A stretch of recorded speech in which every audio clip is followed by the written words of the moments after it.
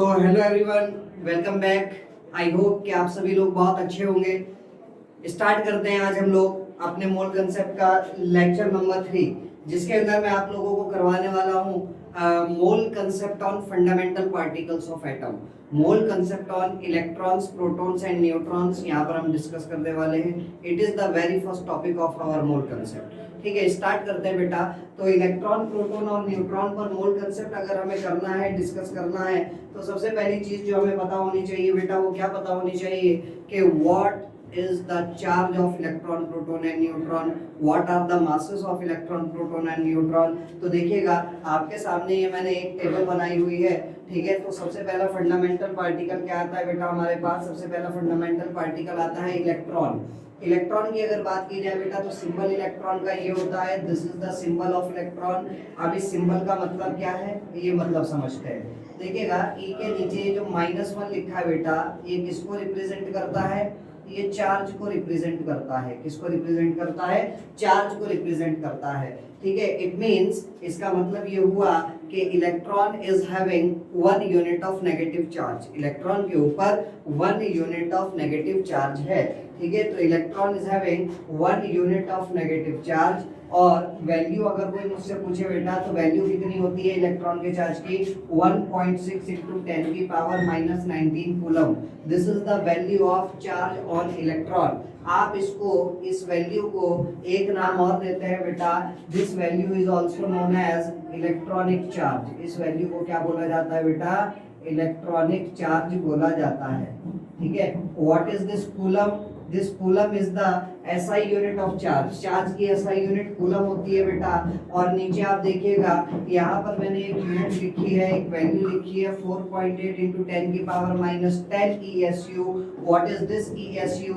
ये ESU का मतलब होता है बेटा इलेक्ट्रोस्टैट यूनिट। ESU का मतलब क्या होता है? Electrostatic unit. And this electrostatic unit is the CGS unit of charge. ये चार्ज की कौन सी यूनिट है बेटा? ये चार्ज की CGS यूनिट है। ठीक है, हमें केवल SI यूनिट याद रखनी है। MKS यूनिट चार्ज की कूलम होती है। CGS यूनिट याद रखनी इतनी ज्यादा कंपलसरी नहीं है। आगे देखते हैं, ये जो ऊपर 0 लिखा है बेटा, ये 0 किस चीज को रिप्रेजेंट कर रहा है? ये 0 बता रहा है मास के बारे में। किसके बारे में बता रहा है? मास के बारे में बता रहा है। इसका मतलब ये नहीं है कि इलेक्ट्रॉन का मास 0 है। तो इसका मतलब क्या है? इसका मतलब ये है कि इलेक्ट्रॉन का मास प्रोटॉन और न्यूट्रॉन के मास के सामने नेग्लिजिबल है। Mass of electron is negligible in comparison to the mass of proton and neutron। Value की अगर बात करें बेटा, तो वैल्यू कितनी होती है? 9.1 × 10⁻31 kg। आप खुद सोचिए, ये वैल्यू बहुत ज्यादा है या बहुत छोटी है? डेफिनेटली ये वैल्यू बहुत ज्यादा छोटी है। ठीक है, और CGS यूनिट में अगर बात करें बेटा, AMU में अगर बात की जाए, तो इलेक्ट्रॉन के मास की वैल्यू AMU में होती है 0.00055 AMU। ठीक है, उसके बाद आते हैं बेटा प्रोटॉन पर। प्रोटॉन का सिंबल 1p1 या फिर 1h1 ही होता है। ठीक है, तो 1p1 या फिर 1h1 को भी मींस हाइड्रोजन एटम को भी प्रोटॉन बोला जाता है। बिकॉज जब डिस्कवरी की गई प्रोटॉन की, तो बेटा हाइड्रोजन गैस से मिलने वाला पॉजिटिवली चार्ज पार्टिकल, उसको प्रोटॉन बोला गया। प्रोटॉन किसको बोला गया? हाइड्रोजन गैस से मिलने वाला पॉजिटिवली चार्ज पार्टिकल को प्रोटॉन बोला जाता है। इसीलिए प्रोटॉन का एक सिंबल 1h1 भी होता है। अब आप देखिए बेटा, नीचे भी 1 लिखा है और ऊपर भी 1 लिखा है। इट मींस नीचे जो 1 है, अगर उसकी बात करें पॉजिटिव में लिखा है, तो it means proton is having 1 unit of positive charge. Proton is having 1 unit of positive charge. और वैल्यू कितनी होती है बेटा? वैल्यू होती है सेम, जो इलेक्ट्रॉन की चार्ज की वैल्यू है वही प्रोटॉन के चार्ज की वैल्यू है। कितना? 1.6 × 10⁻⁻19 कूलम। 1.6 × 10⁻⁻19 कूलम। अब आप कहेंगे कि सर इलेक्ट्रॉन का चार्ज नेगेटिव में है और प्रोटॉन का चार्ज पॉजिटिव में है, तो आपको यहाँ पर एक काम करना चाहिए था। और वो क्या काम करना चाहिए था? इलेक्ट्रॉन के चार्ज से पहले माइनस लगाना चाहिए था और प्रोटॉन के चार्ज से पहले प्लस लगाना चाहिए था, बट मैंने नहीं लगाया। उसका रीजन है। उसका रीजन क्या है? तो एक सवाल मैं आपसे पूछना चाह रहा हूँ बेटा, मुझे बताइए, इलेक्ट्रॉन का चार्ज नेगेटिव में है, प्रोटॉन का चार्ज पॉजिटिव में है, तो किसका चार्ज ज्यादा है और किसका चार्ज कम है बेटा? किसका चार्ज ज्यादा है और किसका चार्ज कम है। यहाँ पे इलेक्ट्रॉन का चार्ज नेगेटिव में है और नेगेटिव वाली वैल्यू छोटी होती है, पॉजिटिव वाली वैल्यू बड़ी होती है। तो इस हिसाब से तो इलेक्ट्रॉन का चार्ज प्रोटॉन के चार्ज से कम होना चाहिए, इलेक्ट्रॉन का चार्ज कम होना चाहिए, प्रोटॉन का चार्ज ज्यादा होना चाहिए। बट ऐसा नहीं है, ऐसा नहीं है, ठीक है। इलेक्ट्रॉन और प्रोटॉन दोनों का चार्ज बराबर होता है, इलेक्ट्रॉन और प्रोटॉन दोनों का चार्ज बराबर होता है। क्यों भैया, ऐसा क्यों हो गया? इलेक्ट्रॉन का चार्ज तो नेगेटिव में है और नेगेटिव वाली चीज हमेशा छोटी होती है, पॉजिटिव वाली चीज हमेशा बड़ी होती है। तो हम बोलेंगे कि बेटा ये तो चार्ज का नेचर है कि चार्ज हमारा दो तरीके का होता है, पॉजिटिव एंड नेगेटिव। ये तो चार्ज का नेचर है कि चार्ज हमारा दो तरीके का होता है, पॉजिटिव एंड नेगेटिव। जब भी कभी आपको दो चार्जेस को कंपेयर करना हो तो हम हमेशा उनका मैग्नीट्यूड कंपेयर करते हैं, हम हमेशा उनका क्या कंपेयर करते हैं? मैग्नीट्यूड कंपेयर करते हैं। अगर ऐसा होता कि इलेक्ट्रॉन का चार्ज कम होता और प्रोटॉन का चार्ज ज्यादा होता, फिर तो मेरा एटम कभी भी इलेक्ट्रिकली न्यूट्रल ना हो पाता, फिर तो मेरे एटम के ऊपर हमेशा पॉजिटिव चार्ज अवेलेबल रहना चाहिए था। बट हम जानते हैं our atom is electrically neutral, it means उसके अंदर जितना पॉजिटिव चार्ज है उतना ही नेगेटिव चार्ज है। तो इलेक्ट्रॉन और प्रोटॉन दोनों पर चार्ज बराबर है, दोनों का मैग्नीट्यूड बराबर है। It is the nature of charge that charge is of two types. I hope मेरी ये बात आप लोगों को क्लियर हुई होगी। आगे देखते हैं, ऊपर भी 1 लिखा है बेटा, it means it is also having 1 unit mass, it is having 1 unit mass और वैल्यू कितनी होती है बेटा? 1.6726 into 10 की पावर -27 kg। 1.6726 into 10 की पावर -27 kg। ये 4 डेसिमल प्लेस तक क्यों लिखा उसका रीजन अभी समझ में आ रहा है। आपको केवल 1.67 into 10 की पावर -27 kg वैल्यू याद रखनी है। और अगर मैं ग्राम में बात करूं बेटा तो ग्राम में कितना हो जाएगा? 1.67 into 10 की पावर -24 ग्राम हो जाएगा। क्लियर है मेरी बात अच्छे से? एएमयू में वैल्यू ये होती है। बात करें अगर न्यूट्रॉन की तो न्यूट्रॉन का सिंबल होता है बेटा 0n1, नीचे 0 लिखा है, इट मींस न्यूट्रॉन का ये चार्ज के बारे में बात हो रही है। न्यूट्रॉन के ऊपर कोई भी चार्ज नहीं होता, it means it is neutral. Neutron के ऊपर कोई भी चार्ज नहीं होता, न्यूट्रॉन आपका न्यूट्रल होता है, न्यूट्रल है इसीलिए नाम न्यूट्रॉन पड़ा, ठीक है। ऊपर भी 1 लिखा है, it means neutron is also having 1 unit mass. हालांकि न्यूट्रॉन का मास प्रोटॉन के मास से हल्का सा ज्यादा होता है। Mass of neutron is slightly heavier than the mass of proton. Clear हो रही है बात? आप देख भी सकते हैं यहाँ पर क्या आ रहा है बेटा? 26 आ रहा है और यहाँ पर 49 आ रहा है। इसीलिए मैंने यहाँ पर लगभग 4 डेसिमल प्लेस तक आपके लिए वैल्यू रखी है। तो proton is slightly heavier then neutron. सही बोल रहा हूँ कि गलत बोल रहा हूँ? नहीं सर गलत बोल रहे हो। Neutron is slightly heavier then proton but approximately we consider their mass to be equal, ठीक है। Mass of neutron is slightly heavier than the mass of proton but approximately we consider their mass to be equal. दोनों के मास को कितना लेकर के चला जाता है बेटा? 1.67 into 10 की पावर -27 kg या फिर 1.67 into 10 की पावर -24 ग्राम। एएमयू में भी आप चेक कीजिए 1.00757 और यहाँ पर आ रहा है 1.00893। क्लियर है बात अच्छे से? आगे देखते हैं इलेक्ट्रॉन का मास, तो यहाँ पर लिख भी दिया गया है बेटा आपके लिए, mass of neutron is slightly greater than the mass of proton but approximately we consider their mass to be same, ठीक है। प्रोटॉन और न्यूट्रॉन का मास लगभग बराबर है, वैल्यू इतनी है ग्राम में और किलोग्राम में, और इसी वैल्यू को बोला जाता है बेटा क्या? 1 AMU।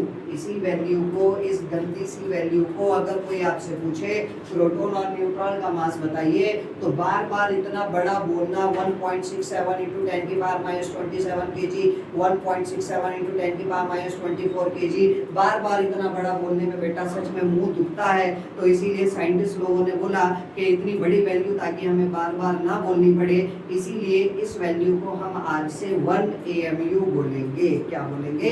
1 AMU बोलेंगे। And what do you mean by 1 AMU? 1 AMU का मतलब होता है एटॉमिक मास यूनिट, या फिर जिसको आज के टाइम में बोला जाता है बेटा 1U। What do you mean by 1U? 1U का मतलब क्या होता है बेटा? 1U का मतलब होता है यूनिफाइड मास। 1u का मतलब क्या होता है बेटा, यूनिफाइड मास। u का मतलब यूनिफाइड मास। क्लियर है बात अच्छे से? आप देखिए यहाँ पर अगर मैं आपसे पूछूं इलेक्ट्रॉन का जो मास आ रहा है वो 10 की पावर माइनस 31 केजी में आ रहा है। इलेक्ट्रॉन का मास 10 की पावर माइनस 31 केजी में आ रहा है। और प्रोटॉन एंड न्यूट्रॉन का मास बेटा, प्रोटॉन एंड न्यूट्रॉन का मास 10 की पावर माइनस 27 केजी में आ रहा है। तो बताइए किसका मास ज्यादा होगा और किसका मास कम होगा? हाँ डेफिनेटली इलेक्ट्रॉन का मास कम होगा और प्रोटॉन और न्यूट्रॉन का मास क्या होगा बेटा, ज्यादा होगा। और इलेक्ट्रॉन का मास प्रोटॉन और न्यूट्रॉन के मास के सामने थोड़ा बहुत सा हल्का नहीं है, थोड़ा बहुत सा कम नहीं है, बहुत ज्यादा कम है, बहुत ज्यादा कम है। तो इसीलिए हम इलेक्ट्रॉन के मास को प्रोटॉन और न्यूट्रॉन के मास के सामने नेग्लेक्ट करके चलते हैं। ठीक है, इलेक्ट्रॉन का मास प्रोटॉन और न्यूट्रॉन के मास के सामने बहुत बहुत और बहुत ही बहुत हल्का होता है, जैसे कि हाथी के सामने एक चींटी का वजन। इसी वजह से प्रोटॉन और न्यूट्रॉन के मास के सामने हम इलेक्ट्रॉन के मास को नेग्लेक्ट करके चलते हैं। क्यों करते हैं सर हम नेग्लेक्ट? तो देखिए mass of electron is how much times lighter than the mass of proton and neutron? 1840 times lighter. एक इलेक्ट्रॉन का वजन एक प्रोटॉन या एक न्यूट्रॉन के वजन से 1840 टाइम्स हल्का होता है। ठीक है, और वैसे तो ये राउंड ऑफ करके वैल्यू लिखी गई है, एक्चुअल वैल्यू होती है 1837 टाइम्स हल्का होता है, जिसको आप राउंड ऑफ करके बेटा 1840 बोल सकते हो। इसीलिए इलेक्ट्रॉन के मास को प्रोटॉन और न्यूट्रॉन के मास के सामने बेटा नेग्लेक्ट कर दिया जाता है। क्लियर हुई मेरी बात अच्छे से? ठीक है, तो अब आप कहोगे कि सर एक बात और बताइए, चलो हमें आपकी बात ये समझ नहीं आ रही है, आप क्यों नेग्लेक्ट कर रहे हैं? चलो बेटा क्यों नेग्लेक्ट कर रहे हैं उसका भी रीजन मैं आपको दे देता हूँ। ठीक है, देखिएगा क्यों नेग्लेक्ट कर रहे हैं, इस चीज को देखते हैं। अगर मैं आप लोगों से बोलूं कि प्रोटॉन और न्यूट्रॉन के मास को ऐड करके बताइए, अगर मैं आपसे बोलता हूँ कि मुझे बताइए प्रोटॉन और इलेक्ट्रॉन के मास को ऐड करके कितना आएगा, तो आप बोलेंगे सर प्रोटॉन का मास है 1.67 इंटू 10 की power minus 27 KG plus electron का मास है 9.1 इंटू 10 की पावर माइनस 31 केजी। ये मास किसमें आएगा बेटा, ओवरऑल निकल करके केजी में निकल करके आएगा। अब बताइए पूरी इक्वेशन से क्या कॉमन आ जाएगा? पूरी इक्वेशन से क्या कॉमन आ जाएगा? हाँ बहुत बढ़िया, पूरी इक्वेशन से क्या कॉमन आ जाएगा बेटा? पूरी इक्वेशन से कॉमन आ जाएगा आपका 10 की पावर माइनस 27 केजी। पूरी इक्वेशन से क्या कॉमन आ जाएगा बेटा? 10 की पावर माइनस 27 केजी कॉमन आ जाएगा। तो निकाल लीजिए बेटा, कितना बचेगा? 1.67 प्लस 9.1 इंटू 10 की पावर माइनस 4, बाहर कॉमन क्या गया? 10 की पावर माइनस 27। कितना बन जाएगा ये? 1.67 प्लस 0.0091 इंटू 10 की पावर माइनस 27। अब मुझे बताइए, आप खुद मुझे बताइए इस बेचारे की क्या औकात है 1.67 के सामने? क्या औकात है इस बेचारे की 1.67 के सामने? 1.67 के अंदर इसको ऐड करूं कि ना करूं, एक ही बात है। ठीक है, तो इसीलिए this is negligible in comparison to 1.67। इसीलिए आप इसको क्या कर सकते हैं बेटा? नेग्लेक्ट कर सकते हैं। इसीलिए मैं आप लोगों को समझाने की कोशिश कर रहा हूं कि इलेक्ट्रॉन के मास को प्रोटॉन और न्यूट्रॉन के मास के सामने बेटा नेग्लेक्ट कर दिया जाता है। ठीक है, अब बढ़ते हैं हम अपने क्वेश्चन की तरफ। सबसे पहला क्वेश्चन आता है बेटा आपके पास, calculate the charge on 1 mole of electrons. 1 mole electron पर चार्ज निकाल करके बताइए कितना चार्ज आएगा 1 मोल इलेक्ट्रॉन पर। तो आप बोलेंगे सर एक इलेक्ट्रॉन पे कितना चार्ज होता है? एक इलेक्ट्रॉन पे होता है 1.6 इंटू 10 की पावर माइनस 19 कूलम। ठीक है सर, माइनस तो लगाया नहीं आपने। अरे बेटा वो तो अंडरस्टूड है, इलेक्ट्रॉन का चार्ज नेगेटिव में होता है। अभी हम यहाँ पर केवल और केवल मैग्नीट्यूड के बारे में बात कर रहे हैं। किसके बारे में बात कर रहे हैं? मैग्नीट्यूड के बारे में बात कर रहे हैं। मैं साइन वगैरह के बारे में बात नहीं कर रहा हूँ। एक इलेक्ट्रॉन पे कितना चार्ज है बेटा? 1.6 इंटू 10 की पावर माइनस 19 कूलम। और 1 मोल में कितने इलेक्ट्रॉन्स आते हैं? 6.023 इंटू 10 की पावर 23 इलेक्ट्रॉन्स आते हैं। तो क्या कीजिए बेटा, इन दोनों की आपस में मल्टीप्लाई कर दीजिए। एक इलेक्ट्रॉन पे कितना चार्ज 1.6 इंटू 10 की पावर माइनस 19। तो बेटा दो इलेक्ट्रॉन पे कितना चार्ज होगा 2 की मल्टीप्लाई कर दीजिए 1.6 इंटू 10 की पावर माइनस 19 से। 5 इलेक्ट्रॉन पे कितना चार्ज होगा 5 की मल्टीप्लाई कर दीजिए 1.6 इंटू 10 की पावर माइनस 19 से। 10 इलेक्ट्रॉन पे कितना चार्ज होगा 10 की मल्टीप्लाई कर दीजिए 1 मोल इलेक्ट्रॉन पर कितना चार्ज होगा 1 मोल इलेक्ट्रॉन पर कितना चार्ज होगा। तो बेटा 1 मोल में कितना इलेक्ट्रॉन आता है 6.023 इंटू 10 की पावर 23 इलेक्ट्रॉन आते हैं। तो बस मैंने वही किया, एक इलेक्ट्रॉन पे कितना चार्ज है मल्टीप्लाइड बाय 1 मोल में कितने इलेक्ट्रॉन्स आते हैं। और बेटा जब मैं इनकी मल्टीप्लाई करने जाता हूँ तो 1.6 और 6.023 की जब हम मल्टीप्लाई करेंगे बेटा तो कितना आता है 9.6368 आता है। और आगे 10 की पावर माइनस 19 और 10 की पावर 23 कितना बचेगा बेटा 10 की पावर 4 बचेगा। This much coulomb charge is present on 1 mole of electron. तो बताइए क्या मैं लिख सकता हूँ उसको कूलम पर मोल। हाँ बहुत बढ़िया सर लिख सकते हैं आप कूलम पर मोल। अब देखना मेरी बेईमानी, देखना मेरी बेईमानी, क्या बेईमानी होगी बताइए। अगर मैं इसको राउंड ऑफ करना चाह रहा हूँ तो 3 के बाद 6 आ रहा है, तो क्या मैं इसको 9.64 इंटू 10 की पावर 4 लिख सकता हूँ। हाँ बिल्कुल लिख सकता हूँ। सर इसमें बेईमानी वाली क्या बात हुई, ये तो हम मैथमेटिक्स में भी जानते हैं, फिजिक्स में भी पढ़ते हैं, आप किसी भी नंबर को राउंड ऑफ कर सकते हैं। बेईमानी यहाँ से स्टार्ट होती है कि मैंने क्या किया इस 4 को भी राउंड ऑफ करके क्या बना दिया 9.65 बना दिया इंटू 10 की पावर 4। ऐसा क्यों किया सर आपने, जब मैं इसकी मल्टीप्लाई करूंगा कितना आएगा 96500 कूलम पर मोल। और ये नंबर मेरे लिए सबसे ज़्यादा इम्पोर्टेंट होता है, सबसे ज़्यादा कैलकुलेशंस के अंदर ये नंबर यूज़ किया जाएगा। फिर चाहे वो आपका क्लास 11 का रिडॉक्स रिएक्शन चैप्टर क्यों ना हो, फिर चाहे वो आपका क्लास 12 का इलेक्ट्रोकेमिस्ट्री चैप्टर ही क्यों ना हो, तो ताकि ये नंबर मुझे आसानी से याद रहे, कैलकुलेशन वर्क मेरा थोड़ा सा आसान हो जाए, इसीलिए इसको मैंने राउंड ऑफ करके कितना करा 9.64 से 9.65 कर दिया। और एक आसान सा नंबर, एक याद रखने वाला नंबर मेरे सामने आ चुका है, जिसकी वैल्यू कितनी है, कितनी वैल्यू आई है बेटा 96500 कूलम पर मोल। इसका मतलब this much charge is on 1 mole of electrons, this much charge is on 1 mole of electrons, this much charge is on 1 mole of electrons। Clear हो रही है बात अच्छे से। और बेटा इसी नंबर को बोला जाता है, इसी नंबर को बोला जाता है 1 फैराडे। क्या बोला जाता है, इसी नंबर को बोला जाता है 1 faraday, denoted by capital F। This is known as Faraday's constant. अगर कोई अब आपसे पूछे फैराडेज कांस्टेंट क्या होता है, तो फैराडेज कांस्टेंट का मतलब होता है बेटा charge on 1 mole of electrons. Faraday's constant का मतलब क्या होता है charge on 1 mole of electron, जिसकी वैल्यू कितनी होती है 1 फैराडे की वैल्यू कितनी होती है 1 Faraday is equals to 96500 coulomb per mole. ठीक है, क्लास 12 में इलेक्ट्रोकेमिस्ट्री चैप्टर के अंदर आप एक चीज पढ़ने वाले हो जिसको हम बोलते हैं नर्स्ट इक्वेशन।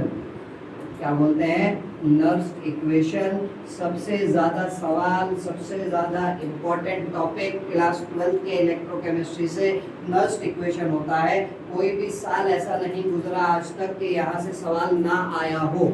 और इसी नर्स्ट इक्वेशन के अंदर फैराडेज कांस्टेंट की रिक्वायरमेंट पड़ती है हम लोगों को। ठीक है बात, चलो आगे बढ़ते हैं सर। 1 मोल इलेक्ट्रॉन पर चार्ज निकाल चुके हम, तो बताइए 2 मोल इलेक्ट्रॉन पर कितना चार्ज होगा। अरे भैया 1 मोल इलेक्ट्रॉन पर अगर 1 फैराडे चार्ज है तो 2 मोल इलेक्ट्रॉन पर कितना होगा 2 फैराडे। 5 मोल इलेक्ट्रॉन पर कितना होगा 5 फैराडे। हाफ मोल प्रोटॉन पे कितना होगा। अब सर आपने यहाँ पे प्रोटॉन कर दिया, तो बताइए 1 मोल इलेक्ट्रॉन पे 1 फैराडे चार्ज अगर है तो 1 मोल प्रोटॉन पे कितना चार्ज होगा। भाई इलेक्ट्रॉन और प्रोटॉन पर चार्ज तो बराबर है, इलेक्ट्रॉन और प्रोटॉन पर चार्ज तो बराबर है। जब एक इलेक्ट्रॉन और एक प्रोटॉन दोनों पर चार्ज बराबर है तो 1 मोल इलेक्ट्रॉन और 1 मोल प्रोटॉन इन दोनों पर भी चार्ज क्या होगा बेटा बराबर होगा। इट मींस 1 मोल प्रोटॉन पर भी कितना चार्ज होगा 1 फैराडे चार्ज होगा। अगर 1 मोल प्रोटॉन पर 1 फैराडे चार्ज है तो हाफ मोल प्रोटॉन पर कितना फेरेडे चार्ज होगा बेटा, हाफ फेरेडे चार्ज होगा। क्लियर हो रही है बात अच्छे से। और अगर वो आपसे वैल्यू पूछे कूलाम में, तो कूलाम में कितनी वैल्यू आ जाएगी, तो कुछ नहीं करना बेटा, सिंपली मल्टीप्लाइड बाय 96500 कूलाम में आंसर आ जाएगा। यहाँ पर 5 इंटू 96500 कूलाम में आंसर आ जाएगा। यहाँ पर हाफ इंटू 96500 कूलाम में आंसर आ जाएगा। तो बताइए लास्ट सवाल, हाफ 1/3 मोल न्यूट्रॉन पे कितना चार्ज होगा, 1/3 मोल न्यूट्रॉन पर चार्ज होगा सर 1/3 फेरेडे। हाँ मैं जानता हूँ आपके दिमाग में क्या चल रहा है, 1/3 फेरेडे चार्ज होगा। कूलम में कितना आ जाएगा, 1/3 इंटू 96500, इतना कूलम में आंसर आ जाएगा। अरे भैया, अरे बहादुर बच्चों, न्यूट्रॉन पे तो कोई भी चार्ज नहीं होता। जब एक न्यूट्रॉन पे कोई चार्ज नहीं है, जब एक न्यूट्रॉन पे कोई चार्ज नहीं है, तो 1 मोल न्यूट्रॉन पर भी कोई चार्ज नहीं होगा। 1 मोल न्यूट्रॉन पर कोई चार्ज नहीं होगा, तो 1/3 मोल न्यूट्रॉन पर चार्ज होने का सवाल कहाँ से पैदा हो गया। 1/3 मोल न्यूट्रॉन पर कोई चार्ज नहीं होगा, 0 फेरेडे आंसर होगा हमारा। हमारा आंसर क्या होगा बेटा, हमारा आंसर होगा 0 फेरेडे। क्लियर हो रही है बात अच्छे से। कितना आ जाएगा बेटा, 0 फेरेडे। कूलाम में भी कितना आ जाएगा, 0 कूलाम। आई होप मेरी ये बात क्लियर हुई होगी। आगे बढ़ते हैं, नेक्स्ट सवाल देखते हैं। Calculate charge in Faraday in the following. इनके अंदर फेरेडे में चार्ज निकालिए कितना होगा। तो सबसे पहला सवाल उसने दिया बेटा आपको 1 mole of Na plus ion, 1 mole Na plus ion पर चार्ज निकालेंगे। कैसे निकालेंगे सर, अभी तो आपने इलेक्ट्रॉन, प्रोटॉन और न्यूट्रॉन पर चार्ज निकालना सिखाया। Na प्लस पर चार्ज कैसे निकाले, तो देखो बेटा बिल्कुल आसान है। सबसे पहले हम देखते हैं Na प्लस बनेगा कैसे, Na प्लस बनेगा कैसे। तो बेटा सोडियम है मेरे पास, सोडियम का एटॉमिक नंबर बताइए कितना होता है। हाँ बहुत बढ़िया, सोडियम का एटॉमिक नंबर 11 होता है। अगर एटॉमिक नंबर 11 है तो प्रोटॉन कितने होंगे इसके पास, 11। इलेक्ट्रॉन भी कितने होंगे, न्यूट्रल है भैया, इलेक्ट्रॉन भी कितने होंगे, इलेक्ट्रॉन भी कितने होंगे, ये तुम्हारे दिमाग में जो चलता है वो लिख रहा हूँ मैं यहाँ पर। इलेक्ट्रॉन भी कितने होंगे, 11। ठीक है, इलेक्ट्रॉन अगर 11 होंगे तो इलेक्ट्रॉनिक कन्फिग्रेशन क्या होगी, 281। इलेक्ट्रॉनिक कन्फिग्रेशन होगी 281। अब इस दुनिया में हर कोई स्टेबल रहना चाहता है, आप भी स्टेबल रहना चाहते हो, मैं भी स्टेबल रहना चाहता हूँ। तो बेटा हम लोग स्टेबल रहने के लिए क्या करते हैं, हम लोग स्टेबल रहने के लिए क्या करते हैं सर, शादी करते हैं। अरे भैया शादी तो करते हैं, लेकिन उससे ज़्यादा इम्पोर्टेंट क्या है। हाँ ठीक है, मैं मानता हूँ शादी करना स्टेबिलिटी है। अरे लेकिन कोई लड़की लेकर के आओगे, वो भी कब आएगी, जब तुम्हारे पास पैसा होगा।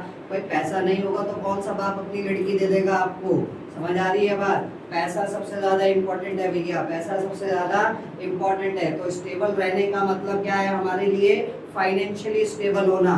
ठीक है, तो हम तो फाइनेंशियली स्टेबल रहना चाहते हैं, बट एटम के लिए स्टेबल रहने की शर्त क्या है, एटम के लिए स्टेबल रहने की शर्त है, एटम चाहता है कि मेरा ड्यूप्लेट या फिर ऑक्टेट कंप्लीट हो जाए। ड्यूप्लेट का मतलब के शेल में 2 इलेक्ट्रॉन, और ऑक्टेट का मतलब के शेल के बाद किसी भी वैलेंस शेल में 8 इलेक्ट्रॉन। तो बताइए बेटा, ये 8 इलेक्ट्रॉन करने के लिए अब इसके पास 2 रास्ते हैं। वो 2 रास्ते कौन से हैं, या तो ये 7 इलेक्ट्रॉन कहीं से गेन करे, या तो ये 7 इलेक्ट्रॉन कहीं से गेन करे, या फिर 1 इलेक्ट्रॉन को लात मार के बाहर निकाल दे। तो बताइए क्या करेगा सर, 7 इलेक्ट्रॉन गेन करने में तो बहुत ज्यादा एनर्जी की रिक्वायरमेंट पड़ेगी। तो ये क्या करेगा, 1 इलेक्ट्रॉन को लात मार के बाहर निकाल देगा। तो इसने 1 इलेक्ट्रॉन को लात मार के बाहर निकाला, इसीलिए इसके ऊपर आ गया एक पॉजिटिव। इसके ऊपर क्या आ चुका, एक पॉजिटिव चार्ज आ चुका। जितना इलेक्ट्रॉन लूज करेगा उतना पॉजिटिव चार्ज आएगा, और जितना इलेक्ट्रॉन गेन करेगा उतना नेगेटिव चार्ज आएगा। ये रटी रटाई बातें होती हैं, बट कंसेप्चुअली हमने इस चीज पर ध्यान नहीं दिया आज तक कि इस पर ये पॉजिटिव आया क्यों। तो देखते हैं बेटा पॉजिटिव क्यों आया। मुझे बताइए Na पॉजिटिव के पास कितने प्रोटॉन होंगे। सर Na पॉजिटिव का एटॉमिक नंबर तो अभी भी 11 रहेगा, या एटॉमिक नंबर बदल जाएगा। अरे भाई इलेक्ट्रॉन ही तो लूज करा, इलेक्ट्रॉन लूज करने से एटॉमिक नंबर पर कोई भी फर्क पड़ने वाला नहीं है। एटॉमिक नंबर अभी भी 11 रहेगा। प्रोटॉन कितने होंगे, प्रोटॉन होंगे सर 10। प्रोटॉन कितने होंगे, 10। अरे बेटा प्रोटॉन थोड़ी लूज करा उसने, उसने क्या लूज करा, उसने इलेक्ट्रॉन लूज करा। प्रोटॉन तो न्यूक्लियस के अंदर प्रेजेंट है, इलेक्ट्रॉन कहाँ प्रेजेंट है, न्यूक्लियस के चारों तरफ जो सर्कुलर ऑर्बिट है वहां पर इलेक्ट्रॉन घूम रहे हैं। तो इसने क्या लूज करा, इसने इलेक्ट्रॉन लूज करा। क्या प्रोटॉन लूज करा, नहीं सर प्रोटॉन लूज नहीं करा। तो अगर प्रोटॉन लूज नहीं करा तो प्रोटॉन तो बेटा पहले भी 11 थे, अभी भी 11 रहेंगे। हाँ इलेक्ट्रॉन 10 हो जाएंगे। अगर इलेक्ट्रॉन 10 हो गए बेटा तो इलेक्ट्रॉनिक कन्फिगरेशन क्या हो जाएगी, इलेक्ट्रॉनिक कन्फिगरेशन हो जाएगी 2 8। इलेक्ट्रॉनिक कन्फिगरेशन क्या हो जाएगी 2,8 और ये बन गया अपनी नजदीकी नोबल गैस इसकी तरह, नियॉन की तरह बन गया। तो सोडियम के ऊपर एक पॉजिटिव चार्ज क्यों आया, सोडियम के ऊपर एक पॉजिटिव चार्ज इसलिए आया, पहले तो बताओ इस एटम के ऊपर, सोडियम के ऊपर क्या कोई चार्ज है, नहीं सर कोई चार्ज नहीं है। ये आपका इलेक्ट्रिकली न्यूट्रल है। इलेक्ट्रिकली न्यूट्रल क्यों है, बिकॉज इसमें टोटल पॉजिटिव और टोटल नेगेटिव चार्ज बराबर है।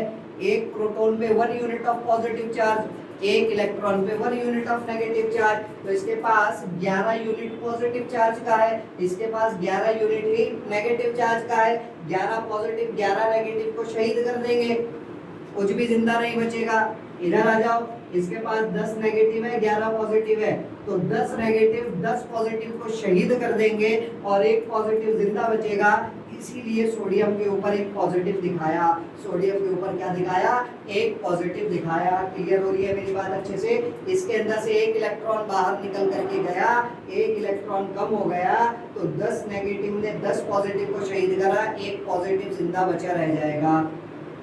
अब सर वो एक पॉजिटिव कितना बचा रह जाएगा, उसकी वैल्यू क्या होगी, उसकी वैल्यू क्या होगी भाई, सोडियम में से एक इलेक्ट्रॉन बाहर निकला, एक इलेक्ट्रॉन अपने साथ कितना चार्ज लेके बाहर निकला होगा, एक इलेक्ट्रॉन अपने साथ 1.6 इंटू 10 की पावर माइनस 19 कूलम चार्ज लेकर के बाहर निकला होगा। एक इलेक्ट्रॉन अपने साथ 1.6 इंटू 10 की पावर माइनस 19 कूलम चार्ज लेकर के बाहर निकला होगा। तो Na प्लस के ऊपर कितना चार्ज आ जाएगा, Na प्लस के ऊपर 1.6 इंटू 10 की पावर माइनस 19 कूलम ही चार्ज आ जाएगा, but opposite in sign, opposite in sign. ठीक है, सोडियम में से एक electron -1 unit of negative charge लेके बाहर निकला, तो Na के ऊपर कितना यूनिट ऑफ पॉजिटिव चार्ज आ जाएगा, 1 यूनिट ऑफ पॉजिटिव चार्ज आ जाएगा। क्लियर हो रही है मेरी बात अच्छे से। ठीक है, तो देखते हैं बेटा इस एक Na प्लस के ऊपर कितना चार्ज आएगा, charge on 1 Na plus ion, 1 Na plus ion will be equal to charge on 1 electron. ठीक है भाई, मैग्नीट्यूड तो बराबर ही होगा। हाँ, चार्ज का नेचर अपोजिट होगा। इलेक्ट्रॉन के ऊपर इलेक्ट्रॉन कितना चार्ज लेके बाहर निकला, 1 यूनिट ऑफ नेगेटिव चार्ज। इसके ऊपर कितना चार्ज डेवलप होगा, 1 unit of positive charge. Charge का नेचर अलग अलग है, बट वैल्यू मैग्नीट्यूड वो तो बराबर है। ठीक है, क्लियर हो रही है मेरी बात अच्छे से। लेकिन सर उसने 1 Na प्लस पे तो चार्ज पूछा ही नहीं, उसने तो 1 मोल Na प्लस पे चार्ज पूछा है, इस पे चार्ज पूछा है 1 मोल Na प्लस पे। 1 मोल Na प्लस का मतलब क्या है, 6.023 इंटू 10 की पावर 23 Na प्लस, 6.023 इंटू 10 की पावर 23 Na प्लस। अब 6.023 इंटू 10 की पावर 23 Na प्लस कैसे बनेंगे, 6.023 इंटू 10 की पावर 23 Na प्लस कैसे बनेंगे, कैसे बनेंगे बेटा भाई, एक सोडियम से एक इलेक्ट्रॉन बाहर निकलेगा, एक Na प्लस बनेगा। ये सोडियम का एक एटम लोगे, उससे एक इलेक्ट्रॉन बाहर निकलेगा, तब सोडियम का एक आयन बनेगा।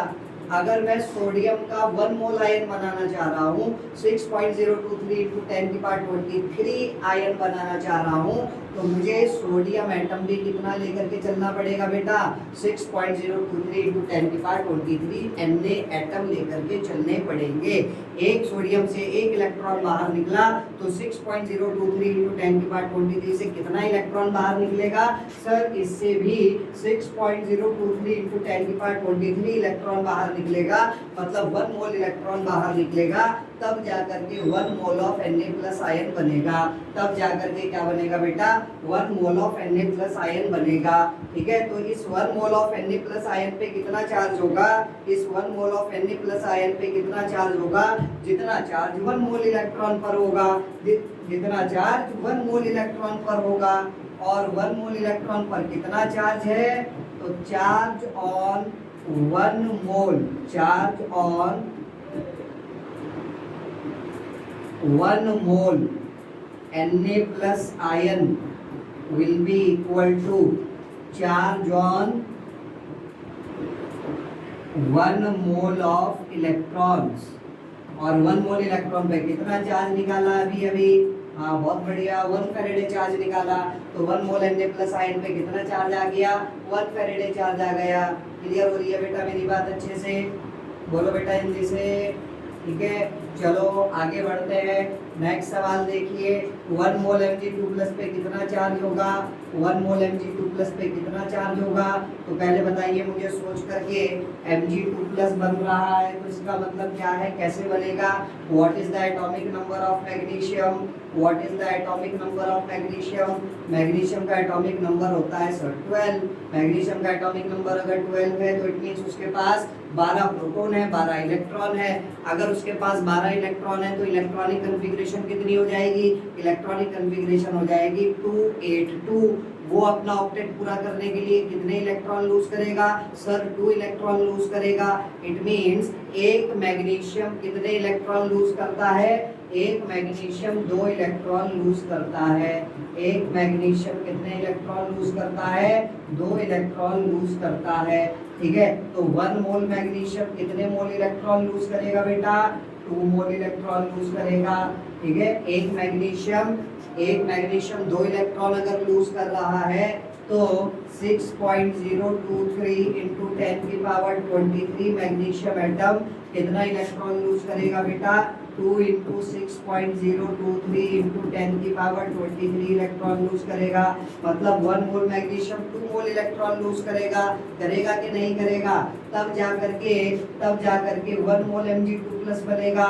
तो इस 1 मोल Mg2 प्लस पे कितना चार्ज होगा? जितना चार्ज 2 मोल इलेक्ट्रॉन पर होगा। और 2 मोल इलेक्ट्रॉन पर कितना चार्ज? 2 फेरेडे। 2 मोल इलेक्ट्रॉन पर कितना चार्ज? 2 फेरेडे। सर यहाँ से तो हमें एक बहुत बढ़िया शॉर्टकट मिल गया। क्या शॉर्टकट मिल गया? शॉर्टकट ये मिल गया कि अगर किसी भी आयन के 1 मोल के ऊपर चार्ज निकालना है, अगर किसी भी आयन के 1 मोल के ऊपर चार्ज निकालना है तो बस उसके ऊपर चार्ज देखो कितना आ रहा है। यहाँ पर +1 आ रहा है बेटा, यहाँ पर +2 आ रहा है। It means 1 mole Na plus पे 1 फेरेडे चार्ज होगा, 1 मोल Mg2 प्लस पे 2 फेरेडे चार्ज होगा। यहीं पर अगर मैं लिखूं 1 मोल Al3 प्लस पे कितना चार्ज होगा? हाँ भैया 3 फेरेडे होगा। क्लियर हो रही है बात अच्छे से? जी सर क्लियर हो रही है। ठीक है, आगे बढ़ते हैं। ठीक है, नेक्स्ट देखिएगा बेटा,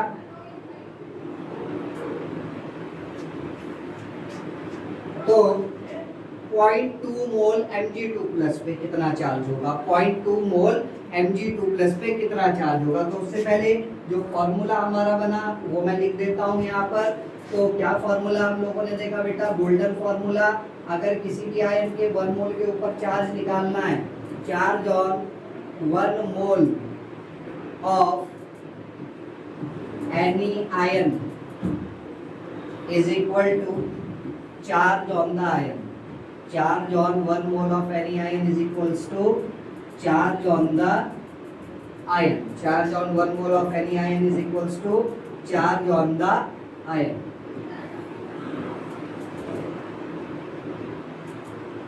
ठीक है, अगली चीज अगर मैं कह रहा हूं, जैसे कि मैंने यहाँ पर बोला बेटा आपसे, क्या बोला? 1 मोल Al3 प्लस पे कितना चार्ज? 3 फेरेडे। तो बताइए 2 मोल Al3 प्लस पे कितना चार्ज? 2 मोल Al3 प्लस पे कितना चार्ज? तो sir 2 multiplied by 3 is equals to 6 faraday. बोलो हाँ या ना? 5 मोल Al3 प्लस पे कितना चार्ज? 5 मोल Al3 प्लस पे कितना charge? 5 multiplied by 3 is equals to 15 faraday. ठीक है, क्या शॉर्टकट बना? शॉर्टकट ये बना कि सर यहाँ पर जितना भी लिखा है उसकी मल्टीप्लाई इस चार्ज से कर दो। तो हमारे पास टोटल चार्ज इन फेरेडे हमें पता चल जाएगा। हमें क्या पता चल जाएगा? टोटल चार्ज इन फेरेडे पता चल जाएगा। तो अगला formula, total charge in Faraday तो charge on 1 mole of any ion, और ये चार्ज किस में निकाला जा रहा है बेटा, in Faraday. If I want to calculate, अगर मेरे पास 1 मोल आयन नहीं है, ठीक है, तो total charge in Faraday, total charge in Faraday, total charge in Faraday will be equal to number of moles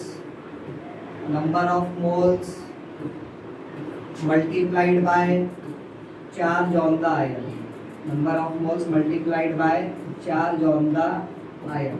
sir क्या होगा अगर चार्ज पॉजिटिव में है या नेगेटिव में है, तो बेटा बहुत बार बोल चुका, फिर से बोल रहा हूँ, ये तो चार्ज का नेचर है कि चार्ज दो तरीके का है, हमें चार्ज के नेचर से पॉजिटिव नेगेटिव से कोई लेना देना है ही नहीं, हमें तो केवल किससे लेना देना है, मैग्नीट्यूड से लेना देना है। क्लियर हो रही है बात अच्छे से?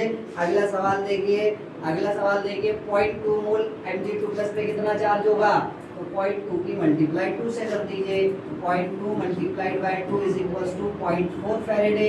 कूलम में वैल्यू कितनी होगी, तो अब तो क्लियर हो गया होगा, बार बार नहीं लिखूंगा, इंटू 96500 कूलम, ठीक है। 1.5 मोल Mg+ पे कितना चार्ज होगा, 1.5 इंटू 3 कितना आ जाएगा, 4.5 फैरेडे। 1/3 मोल Am3+ पे कितना चार्ज होगा, 1/3 into 3 is equals to 1 faraday. 0.3 mole sulphate ion पे कितना चार्ज होगा, सल्फेट क्या होता है सर, सल्फेट ये होता है बेटा SO4 तो कितना चार्ज आ जाएगा, 0.3 मल्टीप्लाइड बाय सल्फेट पे कितना चार्ज है 2, तो कितना आ जाएगा 0.6 फैरेडे आ जाएगा, ठीक है। अब देखिए next, 4.2 gram of azide ion, 4.2 gram of azide ion कितना होगा सर, बिल्कुल आसान, 4.2 की मल्टीप्लाई चार्ज से कर दीजिए, 4.2 multiplied by 1 is equals to 4.2 faraday. नहीं बेटा बिल्कुल भी नहीं, अरे फ्लो में नहीं बहना, थोड़ा सा दिमाग का इस्तेमाल कर लो। क्या दिमाग का इस्तेमाल करना है, मैंने पीछे फॉर्मूला क्या लिखा, मैंने पीछे बोला किसकी मल्टीप्लाई करनी है, नंबर ऑफ मोल्स की, किसकी मल्टीप्लाई करनी है, नंबर ऑफ मोल्स की।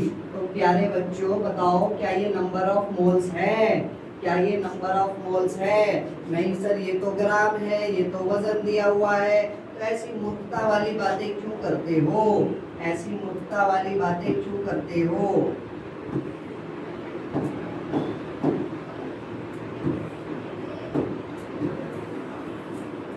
पहले तो मोल्स निकालो, पहले क्या निकालो, मोल्स निकालो, ठीक है। तो मोल्स कैसे निकाले भाई, मोल कैसे निकाले, मोल्स निकालने का formula given mass in grams divided by molar mass, पिछली क्लास में बताया था। मास कितना है 4.2, मोलार मास कितना होगा, नाइट्रोजन का मास नंबर होता है 14, नाइट्रोजन है कितने 3, तो कितना आ जाएगा, ये मोल्स निकल के आ जाएंगे। चार्ज कितना है 1 यूनिट का चार्ज है, नेगेटिव में है सर, नेगेटिव लगाओ, अरे छोड़ो ना, नेगेटिव की क्या जरूरत आ रही है, 14 3 42, 4.2 डिवाइडेड बाय 42 कितना आ गया 0.1 इंटू 1.1 फैरेडे। 4.2 ग्राम नाइट्राइड आयन पे कितना चार्ज होगा, तो 4.2 डिवाइडेड बाय, पहले तो मोल्स निकालो, नाइट्रोजन का एक ही एटम है तो 14 मल्टीप्लाइड बाय चार्ज कितना आ रहा है 3, 14 3 42, तो ऊपर आया बेटा 0.3, 0.3 मल्टीप्लाइड बाय 3 कितना आ गया 0.9 फैरेडे आ गया। क्लियर हो रही है बात अच्छे से, चलो आगे बढ़ते हैं। नेक्स्ट कह रहा है calculate mass of 1 mole of electrons, 1 mole electron का मास निकालिए, 1 मोल इलेक्ट्रॉन का मास कैलकुलेट करके बताइए। सर ये तो बिल्कुल आसान कहानी, जैसे हमने 1 मोल इलेक्ट्रॉन का चार्ज निकाला था, अब 1 मोल इलेक्ट्रॉन का मास निकाल देंगे। एक इलेक्ट्रॉन का मास कितना 9.1 इंटू 10 की पावर -31 kg। 1 मोल में कितने इलेक्ट्रॉन आते हैं 6.023 इंटू 10 की पावर 23 इलेक्ट्रॉन आते हैं, तो इतना kg चार्ज आ जाएगा 1 मोल इलेक्ट्रॉन पर, बोलो आ जाएगा कि नहीं, हाँ सर आ जाएगा। तो अब देखिएगा 9.1 इंटू 10 की पावर -31 और 10 की पावर 23 कितना बचेगा 10 की पावर -8 और 6.023 को राउंड ऑफ करके मैं लिख देता हूँ 6। सर अभी तो लिखा नहीं था आपने, अभी तो आपने पूरा लिखा था 6.023 चार्ज कैलकुलेट करते हुए, और उसके बाद तो आपने आगे बेईमानी भी दिखाई दी। अरे भैया वहाँ तो एक नंबर चाहिए था हमें जो हमारे लिए इम्पोर्टेंट था, बट अब आप अप्रोक्सीमेशन यूज कर सकते हो। ठीक है, तो यहाँ पर मैं अप्रोक्सीमेशन यूज करते हुए 6.023 को मैंने 6 बना लिया, तो 6 1 जा 6, 6 9 जा 54 इंटू 10 की पावर माइनस का 8 kg आ गया। हो सकता है ये आंसर ऑप्शन में लिखा हुआ ना मिले, तो सर क्या लिखा हुआ मिलेगा, गलत तो नहीं पढ़ा रहे हो? अरे भैया गलत नहीं पढ़ा रहा हूँ, ऑप्शन में क्या लिखा हुआ मिलेगा, साइंटिफिक नोटेशन में लिखेगा वो। इसको कैसे लिखेगा, साइंटिफिक नोटेशन में। साइंटिफिक नोटेशन का मतलब क्या है, मेरा डेसिमल पहली नॉन जीरो डिजिट के बाद आना चाहिए, मेरा डेसिमल पहली नॉन जीरो डिजिट के बाद आना चाहिए। पहली नॉन जीरो डिजिट 5 है, मैं अपने डेसिमल को 5 के बाद लाना चाह रहा हूँ, मैं इसको लिखना चाह रहा हूँ 5.46। तो बेटा मेरा राज नहीं चल रहा, मेरे घर का राज नहीं चल रहा है। ठीक है, मैं अपनी मर्जी से पॉइंट लेफ्ट में और राइट में मूव कर दूं। मैंने पॉइंट को लेफ्ट साइड में मूव करा तो बेटा मुझे 10 की पावर 1 से मल्टीप्लाई करना पड़ेगा। क्या करना पड़ेगा, 10 की पावर 1 से वापस मल्टीप्लाई करो जरा, देखो ऊपर वाला नंबर मिल जाएगा आपको। ठीक है, और ये 10 की पावर 1 ये बता रहा है, क्या बता रहा है 10 की पावर 1, कि हकीकत में मेरा डेसिमल जो है वो यहाँ पे बिलोंग नहीं करता, यहाँ से एक डिजिट आगे बिलोंग करता है। हकीकत में मेरा डेसिमल यहाँ बिलोंग नहीं करता, यहाँ से एक डिजिट आगे बिलोंग करता है। तो अब आगे का बेटा ये 10 की power minus 8 as it is लिख देते हैं यहाँ पर। इतना केजी सॉल्व करेंगे कितना आएगा, 5.46 इंटू 10 की पावर माइनस 7 केजी। इतना चार्ज आ जाएगा, सॉरी इतना मास आ जाएगा 1 मोल इलेक्ट्रॉन्स का। क्लियर है बात अच्छे से? अगला सवाल देखिए, अगला सवाल क्या कह रहा है, how many moles of electron will weigh 1 kg। कितने मोल इलेक्ट्रॉन का वजन 1 kg होगा। अगर यही सवाल डायरेक्टली आ जाता, पिछला वाला सवाल ना आता, पिछला सवाल मैंने जानबूझ करके करवाया आप लोगों को, अगर सपोज करो पिछला वाला सवाल ना आता, डायरेक्टली ये वाला सवाल आता और क्या पूछता कि बताइए 1 मोल इलेक्ट्रॉन में, 1 मोल इलेक्ट्रॉन में how many moles of electron will weigh 1 kg, sorry 1 kg वजन कितने मोल इलेक्ट्रॉन का होगा, 1 kg वजन कितने मोल इलेक्ट्रॉन का होगा। ठीक है, मतलब मैं आपसे ये पूछना चाह रहा हूँ, मैं आपसे ये पूछना चाह रहा हूँ 1 किलो वजन कितने आम का होगा, कितने मैंगो का होगा, 1 किलो वजन कितने मैंगो का होगा। सबसे पहला सवाल तो फिर आपका मेरे से ये होना चाहिए कि सर पहले एक मैंगो का वजन तो बता दो कितना है, पहले एक मैंगो का वजन तो बताइए कितना है। समझ आ रही है मेरी बात? वो कहना चाह रहा है कि how many moles of electron will weigh 1 kg, 1 kg वजन कितने मोल इलेक्ट्रॉन का होगा। अरे भाई पहले 1 मोल इलेक्ट्रॉन का वजन तो बताओ, तभी तो बताऊंगा, इसीलिए मैंने आपको यहाँ पर ये सॉल्व करवाया। 1 मोल इलेक्ट्रॉन का वजन कितना है, कितना है 1 मोल इलेक्ट्रॉन का वजन, 5.46 इंटू 10 की पावर माइनस 7 kg। तो आप बोलेंगे 5.46 इंटू 10 की पावर माइनस 7 kg जो है वो 1 मोल इलेक्ट्रॉन का वजन है, 1 मोल इलेक्ट्रॉन का वजन है। तो बताइए 1 kg जो होगा, 1 kg जो होगा वो कितने मोल इलेक्ट्रॉन का वजन होगा बेटा, 1 डिवाइडेड बाय 5.46 इंटू 10 की power minus 27 kg। 1 divided bye 5.46 into 10 की पावर माइनस 27, इतने मोल इलेक्ट्रॉन्स यहाँ पर आ जाएंगे। सर ऐसा तो कोई ऑप्शन दिख ही नहीं रहा है। हाँ तो भैया ऑप्शन दिखेगा भी नहीं। ठीक है, ऑप्शन उसने दूसरे तरीके में लिखा है, दूसरे अंदाज में लिखा है। कैसे लिखा है देखिएगा, ये वैल्यू कब आई हमारे पास, 5.46 इंटू 10 की पावर माइनस 27 वैल्यू कब निकल करके आई, बताओ बेटा कब निकल करके आई ये वैल्यू। ये वैल्यू तब निकल करके आई जब मैंने 9.1 इंटू 10 की पावर माइनस 31 की मल्टीप्लाई 6 इंटू 10 की पावर 23 से करी। ये वैल्यू कब निकल करके आई, ये वैल्यू तब निकल करके आई जब मैंने 9.1 इंटू 10 की पावर माइनस 31 की मल्टीप्लाई इससे करी बेटा 6 इंटू 10 की पावर 23 से, मतलब 6.023 इंटू 10 की पावर 23 से करी। तो अब देखो जरा डिनोमिनेटर में कहाँ लिखा है 1 divided by 9.108 into 6.023 into 10 raise to the power 8 into 10 raise to the power 8। अब देखो इसको भी सॉल्व करते हैं। इसको सॉल्व करेंगे तो 9.1 इंटू 6.023 एज इट इज लिख लो, 9.1 इंटू 6.023 एज इट इज लिख लो। 10 की पावर यहाँ कितना बनेगा बेटा, 10 की पावर यहाँ पर बनेगा माइनस का 8, ठीक है। तो यहाँ पर ये वैल्यू अगर मैं डिनोमिनेटर में ये टर्म रखता हूँ, ठीक है, तो ओवरऑल सॉल्व करने के बाद कितना आ जाएगा, सॉल्व करने के बाद आ जाएगा 1/9.1 इंटू 6.023, ठीक है, 6.023 10 की पावर माइनस 8 घूम करके ऊपर जाएगा इंटू 10 की पावर प्लस 8। तो बोलो बेटा कौन सा ऑप्शन करेक्ट हो जाएगा, डी ऑप्शन करेक्ट हो जाएगा, ठीक है। इस तरीके के सवाल आते हैं, डायरेक्टली वो आपसे ये नहीं कहेगा कि डायरेक्टली आपने सवाल सॉल्व करा और आपको आंसर मिल गया, नहीं, थोड़ा बहुत वो आपको परेशान करेगा। क्लियर हो रही है मेरी बात अच्छे से। और अगर मैं आपको इसकी यहाँ पर एग्जैक्ट वैल्यू निकाल करके दिखाऊं, अगर मैं यहाँ पर आपको इसकी एग्जैक्ट वैल्यू निकाल करके दिखाऊं तो एग्जैक्ट वैल्यू कैसे निकलेगी बेटा, चलो एग्जैक्ट वैल्यू निकाल करके दिखाते हैं। अब आप कहोगे सर डिवाइड कैसे करोगे, 1/5.46 को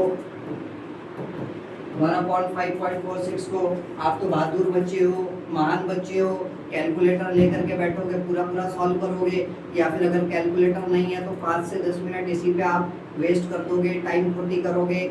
बट आप मुझे फॉलो कर रहे हो, मुझे देख रहे हो, तो अगर उसके बाद भी आप अपना कैलकुलेशन में वक्त ज़ाया करते हो तो बेटा मुझे देखने का कोई फ़ायदा नहीं है।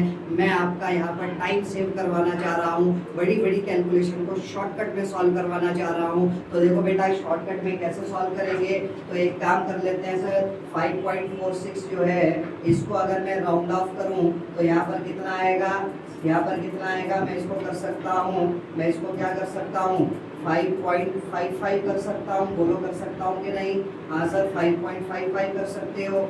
इंटू 10 की पावर कितना बचेगा नीचे, 10 की पावर कितना बचा हुआ है बेटा नीचे, कितना बचा था, इधर देख लो, 10 की पावर -7 बचा था, ठीक है, 10 की पावर -7 लिख लेते हैं, ठीक है। 1/5.55 कैसे सॉल्व करेंगे सर, फिर दोबारा कैलकुलेशन की जरूरत पड़ेगी।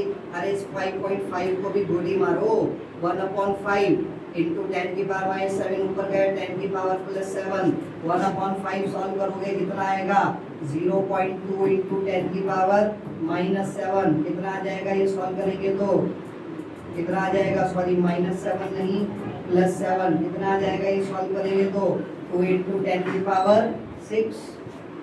और सर पूरी वैल्यू रखूंगा मैं तो पूरी वैल्यू रख करके सॉल्व कर लो, पूरी वैल्यू रख करके कितनी वैल्यू आएगी, पूरी वैल्यू रख करके 1.8 के आसपास वैल्यू आएगी, 1.8 इंटू 10 की पावर 6। अरे मुझे बताओ 1.8 में और 2 में क्या डिफरेंस है, नहीं सर कोई भी डिफरेंस नहीं है। तो इसीलिए आप अप्रोक्सीमेशन यूज कर सकते हो ताकि आप अपना टाइम सेव कर सके और एग्जाम में अपनी स्पीड को बूस्ट अप कर सके, बिकॉज अप्रोक्सीमेशन यूज करना तो मेरा जन्म सिद्ध अधिकार है, ठीक है।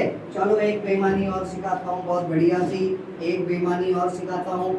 How many moles of proton will weigh 200 gram, कितने मोल प्रोटोन का वजन 200 ग्राम होगा, ठीक है, कितने मोल प्रोटोन का वजन 200 ग्राम होगा, कितने मैंगो का वजन 200 ग्राम होगा। पहले एक मैंगो का वजन तो बताओ कितना होगा, हाँ बहुत बढ़िया समझ गए आप लोग। सबसे पहले क्या कैलकुलेट करेंगे, मास ऑफ 1 मोल प्रोटोन, क्या कैलकुलेट करेंगे सबसे पहले, mass of 1 mole proton. 1 mole proton का मास कैसे निकालेंगे, एक प्रोटोन का वजन 1.67 इंटू 10 की पावर -27 kg। 1 मोल में कितने प्रोटोन आते हैं, 6.023 इंटू 10 की पावर 23। क्लियर हो गई बात, ठीक है। अब आप जैसे महान बच्चे बैठ जाएंगे पूरा पूरा सॉल्व करने के लिए, लेकिन अगर आप मुझसे पढ़ करके गए हो, अगर आपने स्काइनॉमिक्स एकेडमी की यूट्यूब लेक्चर्स देखे हैं तो आप 1.67 को लिखेंगे 10/6, 10/6 सॉल्व करेंगे, 1.6666 जिसको 1.67 लिख सकता हूँ इंटू 10 की पावर माइनस 27 और 23 10 की पावर माइनस 4 6.023 को लिख दिया 6। सर ये तो बहुत बढ़िया काम हो गया। क्या बढ़िया काम हो गया? 6 ने 6 को शहीद कर दिया। कितना बचा? 10 की पावर माइनस 3 kg, मतलब कितना आ गया? 1 ग्राम। 1 मोल प्रोटॉन का वजन 1 ग्राम आ गया। 1 मोल प्रोटॉन का वजन 1 मोल प्रोटॉन का वजन 1 ग्राम आ गया। तो इसका मतलब 200 ग्राम प्रोटॉन में 200 ग्राम प्रोटॉन में कितने मोल होंगे बेटा प्रोटॉन के? कितने मोल होंगे? 200 मोल प्रोटॉन के होंगे। तो अगर बेटा मेरे साथ रहोगे ऐसी ही बेईमानी सिखाता रहूंगा, कतई बेईमान बना दूंगा आप लोगों को। ठीक है, कैलकुलेशन वर्क आपकी चुटकियों पर होगा। ठीक है, तो चलिए आज के लिए इतना काफी है। मिलते हैं आप लोगों से बहुत जल्द अगली क्लास में एक नए टॉपिक के साथ, एक नई एनर्जी के साथ। तब तक के लिए बाय बाय, टेक केयर।